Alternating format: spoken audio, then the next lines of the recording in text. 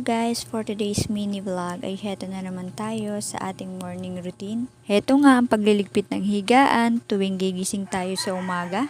At diyan nga pala ay nililigpit ko na yung kulambong hiniram ko sa aming pinsan. Dahil nga sa nangyari kahapon na nakakita ako ng ahas ay naglagay na ako ng kulambo for safety na din. Dati kasi ay hindi ako naglalagay ng kulambo dahil ayaw ng anak ko at walang makuhang hangin. Pero no choice nga ako, kundi maglagay ng kulambo para doble ingat na din. At yung batang ngayon ay nananahimik, yun pala ay may ginagawang milagro. At alam nyo na nga yung milagro yung tinutukoy ko kapag tumatahimik ang mga bata. At ganyan nga lagi kagulo ang aming higaan tuwing gigising kami ng umaga kaya hindi pwedeng liligpitin. Fast forward nga, ayan at naligpit ko na ang aming higaan. Hindi ko na nga pinapakita kung paano ko naglilinis dahil hahaba na itong video ay mini vlog lang naman tayo. At pagkatapos ko nga dyan ay pinaglipat-lipat ko na naman yung ibang mga gamit at yung syurak ko na nasa paanan namin na inilagay ko muna diyan sa may tabi ng pinto. At kung makikita nyo nga ay nandiyan din ang aming mga platuhan dahil nga wala pa tayong kusina.